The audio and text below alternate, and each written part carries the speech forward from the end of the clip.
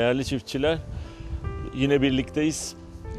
Nergistepe Tarım Makinelerinin ön gübre deposu bu. Daha önce bununla ilgili bir kaydımız vardı.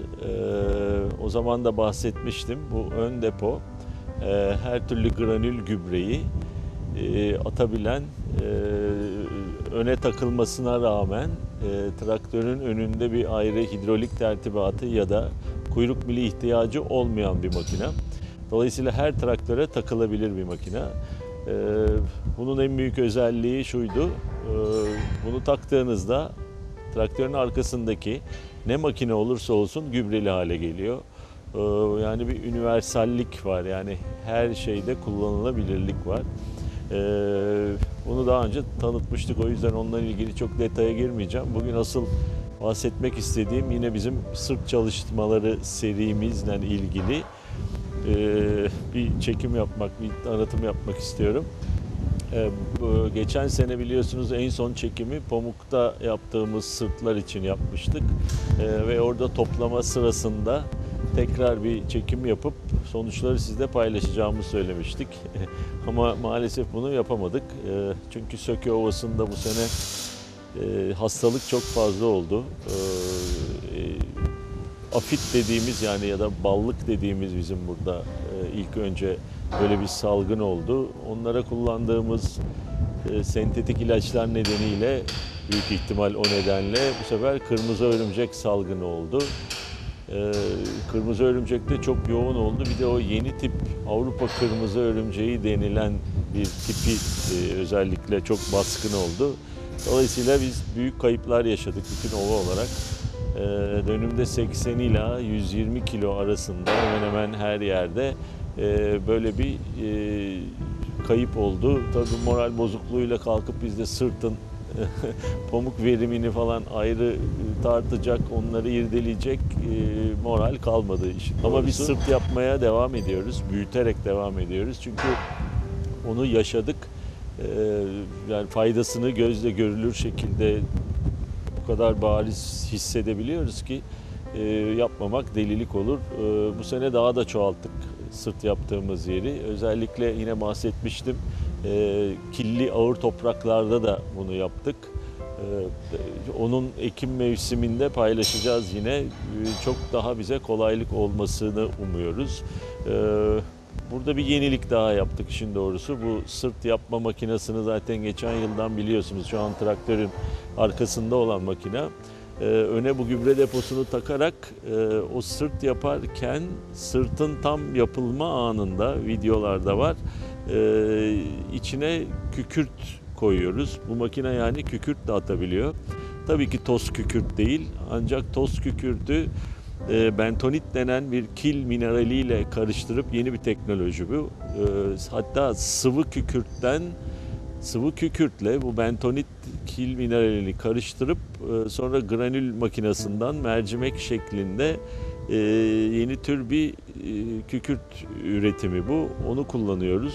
Çok düzgün atabiliyor ve toprakta çözünmesi hep tavsiye edilen toz kükürt eşdeğerinde, hatta ondan daha bile iyi.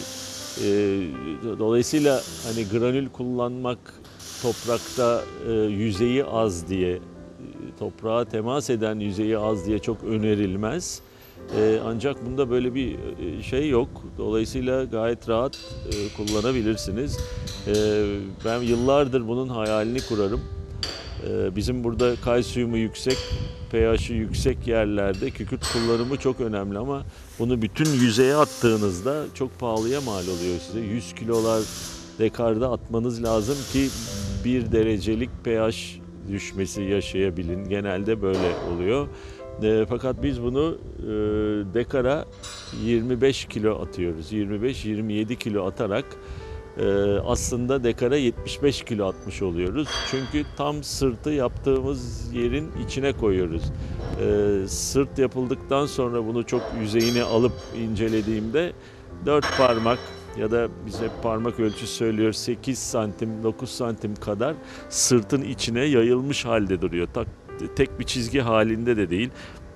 Bütün sırtın üst genişliği 20 santim ise o 20 santime yayılmış vaziyette ve yüzeyden 7-8 santim aşağıda olacak şekilde kükürdü uygulamış oluyoruz.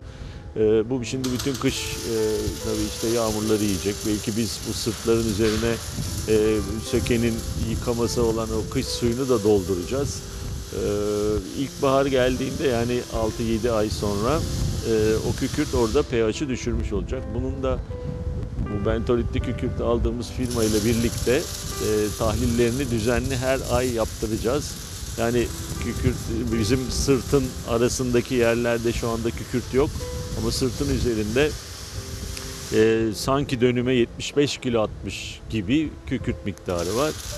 Dolayısıyla ikisinin pH'larını karşılaştırarak tahlil sonuçlarına göre hangi ayda kükürdün işe yaramaya başladığını ve ilkbahar tam pamuk ekim mevsiminde de pH'ta nasıl bir değişiklik olduğunu gözlemleyeceğiz hep birlikte.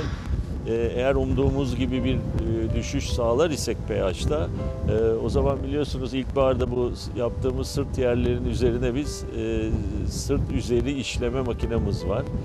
Sırt tazeleme makinesi de diyoruz veya kombi diyoruz buna. O makine frezeli bir makine. Yani pamukta ara çapası olarak kullandığımız frezeleri sırtın üzerinde kullanıyoruz. Orayı işlerken aynı zamanda bu makineyi o traktörün yine önüne takacağız, bu ön gübre deposunu. Bu sefer bizim o sırt üstü işleme makinamız da gübreli hale gelecek.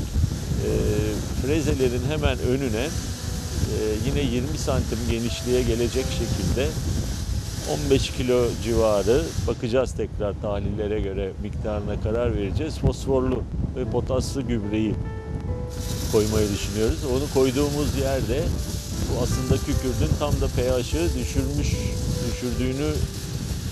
düşüreceğini umduğumuz tam bölgeye bu fosforlu gübreyi koymuş olacağız.